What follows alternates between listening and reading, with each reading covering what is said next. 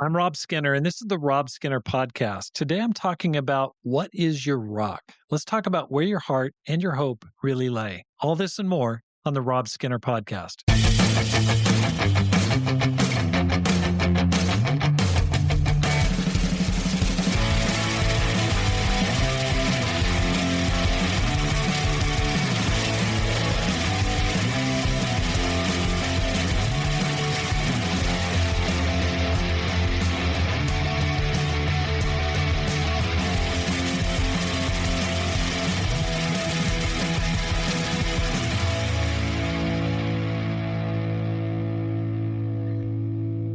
Welcome back to the Rob Skinner Podcast. My goal is to inspire you to live a no regrets life, make this life count, and multiply disciples, leaders, and churches. I have a set of scriptures that I'd love to go through, and I'm pulling these shorter form podcasts from.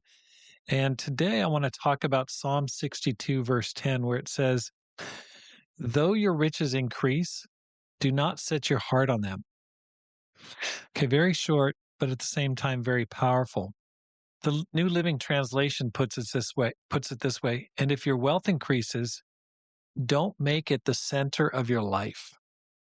We're living in an incredible time of financial growth. I was talking to a person that I'm studying the Bible with who's a hedge fund manager, and he's just saying this is just the greatest time for investors of any time period. And I mean, this is, February of, no, March. Okay, March of 2026. And many mature Christians that I know have seen their net worth soar in ways that they never imagined when they were young believers.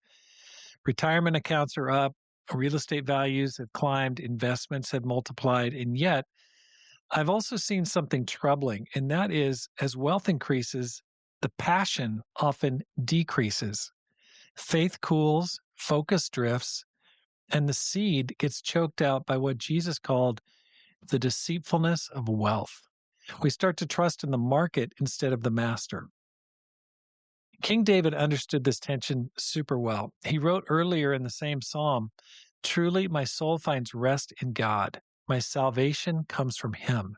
Truly, he is my rock and my salvation. He's my fortress. I will never be shaken." David was an extraordinarily wealthy man. Yet his peace didn't come from the palaces, the armies, or his accounts. It came from God alone. He knew money can rise and fall.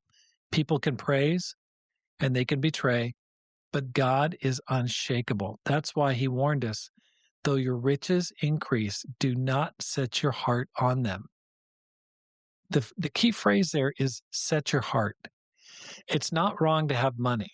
It's wrong when money has you. By the time you hear this episode, the stock market may have changed dramatically. I know we're going through an oil shock and we've got war in the Middle East and Iran again brewing up. It might be surging or crashing by the time you listen to this. Who knows where it's going to be at? That's the point. Wealth is uncertain. It's a terrible foundation for your life. David didn't cling to his wealth. He used it. Later in life, he gave generously to fund the building of God's temple. And even though God told him he wouldn't be the one to construct it, David poured out his treasure anyway. He wanted his resources to serve God's purposes, and God blessed him for both his desire and his generosity. If you want to build a firm foundation for the future, keep your heart anchored to the rock, Jesus Christ. Let your wealth be a tool, not a trophy. Use it to bless other people. Use it to build God's kingdom. I think about people like Don and Mia Lee. They're over in Eastern Europe, and they were very successful in their work, and yet they're not allowing their success to drive them away from God. They're just devoting themselves to serve God in their retirement. And there are a number of other people that I see doing that. It's inspiring. It's so countercultural because it's so easy to be lulled into what the world says retirement or older age should be, where you just kind of basically you spiritually retire. You don't just physically retire. You don't just retire from work. You start to retire spiritually.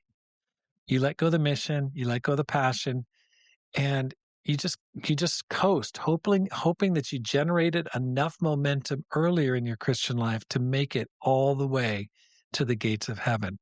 That is no way to live the Christian life. I pray no one ever allows me to do that. I mean, I want to enjoy my retirement. I definitely want to retire at some point. But man, I want my love to be on fire. I never want my love to outlive my life. That's for sure. Or my life to outlive my love. That's the correct way to say it. So use your time, use your money to build God's kingdom. What or who is your rock right now? Are you trusting in markets or in your maker? Ask yourself, how can I redirect my blessings towards eternal impact today?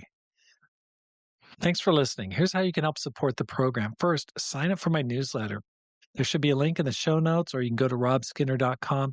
I'd love to stay connected with you. I send out a helpful newsletter every week just to help people, to encourage them. And I'd love to stay in contact with you. Secondly, read my latest book, The 10X Christian. You can find that on Amazon.com, or else you can go to my website at robskinner.com, because my goal is to inspire you to live a no regrets life.